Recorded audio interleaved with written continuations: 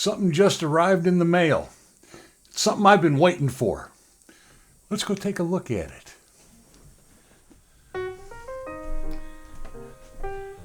What do you think? I've been waiting all my life for this. A nice cardboard box, and now I've got one. Actually, it's what's inside the cardboard box that counts. So let's get into it. This one here is from my cousin Paul in Chicago. He has a pretty decent collection of guitars and amplifiers and equipment like that. And this is one that he picked up on eBay. And let's see what we got in here. We got that. Yeah, it looks like we're right down to it here. Uh-oh. There we go.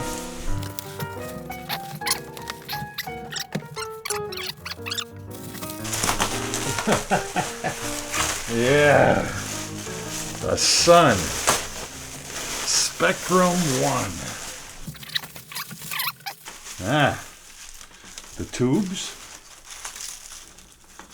And an envelope.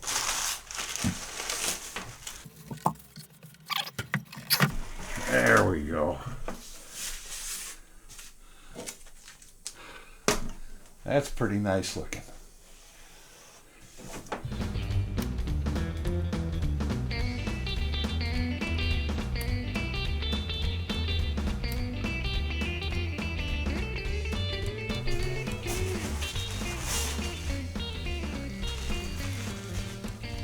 Got all the tubes, and it says stuff. So we'll have to read this.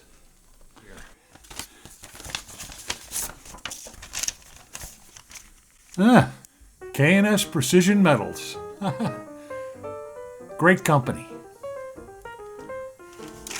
Let's see what we got to have, what this says.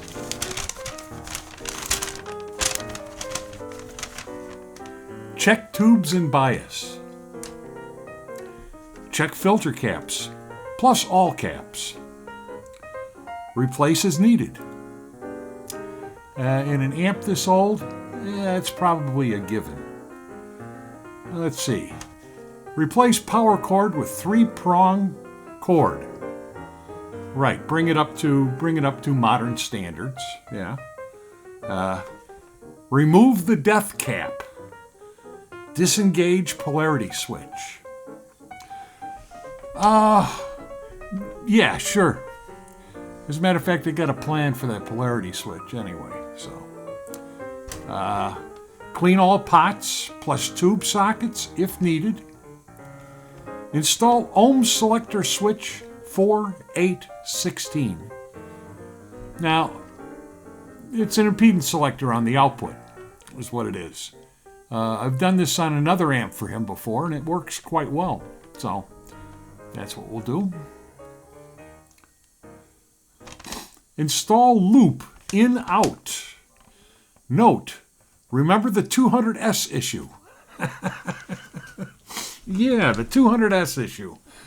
I did that to a 200S of his. It was in really pretty bad condition. The transformer mounts were busted and all kinds of stuff. Got it all fixed up and put in a line in-out. Now, he went to use it, and he had all kinds of problems with it. Now, I thought that I had installed it incorrectly. I've reviewed my stuff, and I didn't install it incorrectly. It was installed the way it should be. I'll show you a little bit later on what I'm talking about. We're going to do it again to this one, but we're going to do a little testing into it to see what the voltages are that we're dealing with. You know. See. Go through and check for loose grounds. It's always a good thing to do. Stuff that could fall apart, etc. Yeah. Okay, hey, you know. Final test. plug into a speaker cab, play at 10 volume for 15 minutes or more. Well, I don't know about you, but I have neighbors. I don't think they're going to put up with 15 minutes of that thing blasting. However, I do have an isolation cabinet, so I think I can accommodate them on that. Make sure it sounds right and can handle being cranked. Cranked indeed.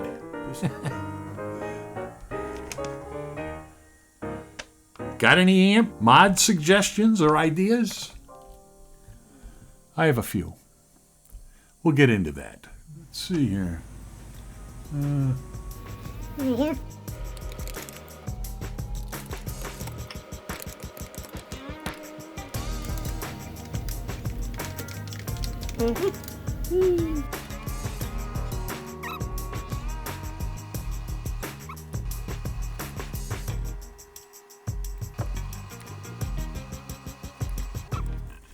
Seems you can't find the Spectrum 1 schematic on the internet. I mean, it might be there somewhere, but I ain't got all day to look for this thing. Any rate, I know a little secret about Sunn amplifiers that, well, a lot of people know, but some people don't, so I'll let you in on it. They're actually Dynakits. Back in the heyday of electronics hobbyists, there were several kit companies: Heathkit, Nightkit, IcoKits, and Dynakits. They were wonderful. You could build your own equipment and stuff in the basement of your house, like that stuff, and have some quality gear at an affordable price. So, Conrad Sunholm and his brother Norm. Conrad lived up in, I think it's called Tualatin, Oregon.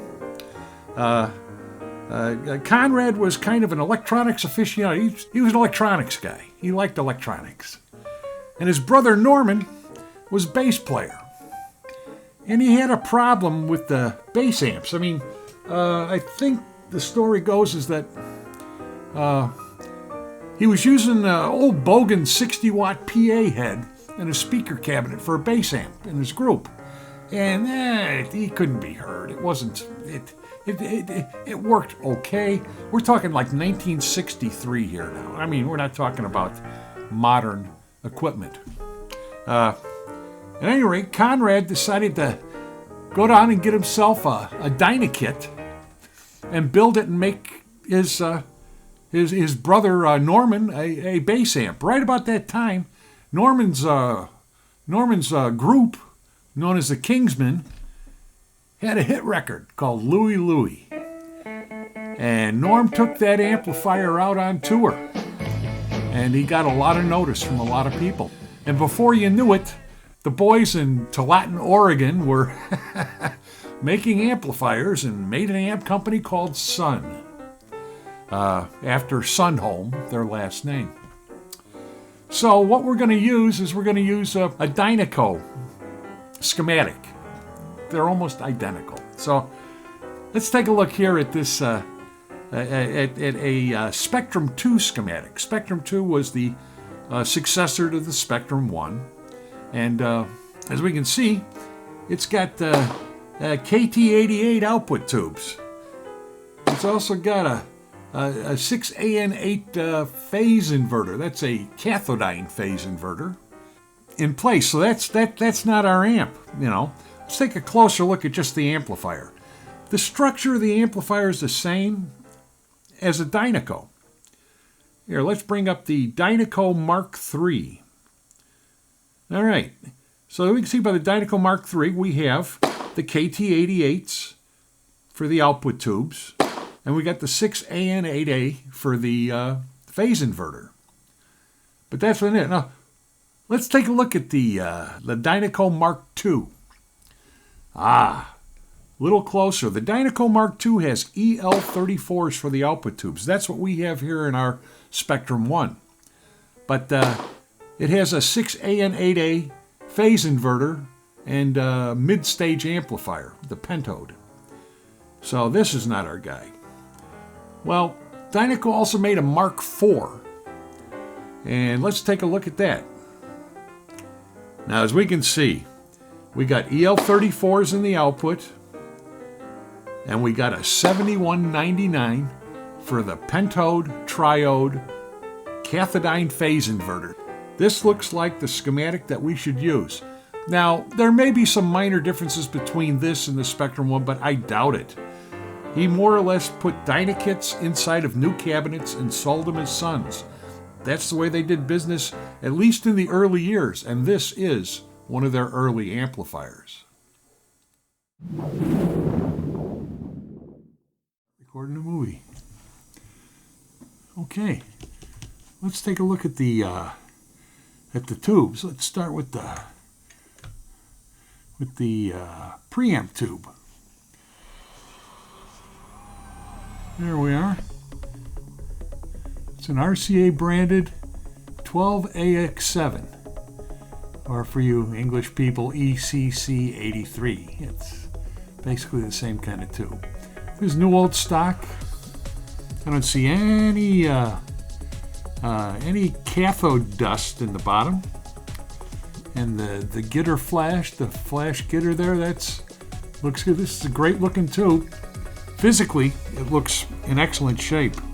The 7199, there we go. You can see the skinny element and the thick element inside there. One's skinny, one's thick. Skinny one's the triode, the thick one's the pentode. Once again, beautiful looking tube. Yeah, not a problem with that. Sylvania. I haven't seen Sylvania. This is all new old stock. Take a look at the rectifier, the dual rectifier, the GZ34. This is an octal tube, and you can see it has two elements. There's two diodes in there. And this is what makes the high voltage DC voltage in the amp. It's a nice tube. Once again, a GE. Well, you don't see GEs. This is new old stock. Of course, you can't look for cathode dust, but I wouldn't really expect it in there. Down around the bottom of the tube. And the gitter flash looks perfect. It's nice and chromy. It's in good shape. And that leaves us to the output tubes, which are these. These are 6CA7 EL34s. They're not the narrow bottle EL34s like you find in a Marshall, but they're the exact same circuitry. It's like the American-made manufacturer. Once again, don't see any cathode remnants, any burn-off, and the gitter looks brand new. Looks very clean. Same with its counter pair here. These look great. They should work good. We'll give them a test and see how they are, but I think that these tubes are like brand new. These look great. All right, let's take a look inside this cabinet and see what we got.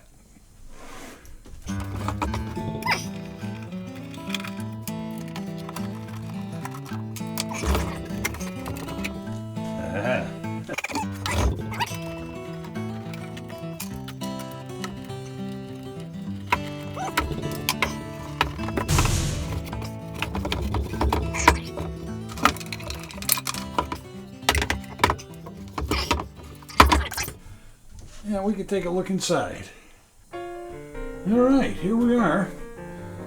This is our amp chassis, and it looks pretty much untouched since 1967 or 68. Looks pretty new. Yeah, these caps here, this one, this one, this one. Definitely replace them. These black beauty caps in here.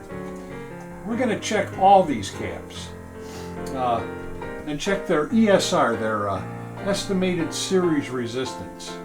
This will tell if they have any life left in them.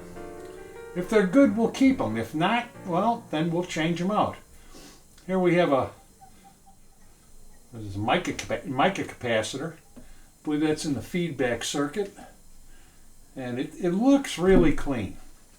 What we'll do is we'll get some of the dust bunnies out of here. What we'll do is we'll put down around here, we're going to put in an impedance matching switch right around here. And I'm not quite sure yet. I'll have to see. But we'll put the line in outs probably right about here. Right about here. And well, this is the death cap he's talking about. But want to be careful with that, actually. They put this in here for a reason. They didn't put it in here just to have death. It serves a function. We'll talk about that when we get to that section. But for right now, that looks great. I'm going to trace back on the schematic what we're doing, and we'll see how this compares with the Dynaco schematic. I bet you it's identical. I've taken a little time and compared the amplifier to the schematic, and it is indeed a Dynaco Mark IV, down to the last component. They didn't even try to customize anything. And as I was looking around the amp, I found this. Yeah, a little burnt weenie. There used to be a 1K resistor. Now it's a burnt weenie. You know, I haven't even put the tubes in this thing yet or fired it up. I've had some questions saying, why don't you just play the thing and take a listen? Well, this is one of the reasons. You take it step by step, especially on an amplifier that's 52 years old. A lot has changed in the last 52 years. Inside the amplifier and in the world that it lives in. So what we're going to do is I'm going to rustle up all my test equipment, get it set up, and so in the next episode, we'll get down and we'll diagnose every part in the amp, see what's good, see what's bad, and take it from there.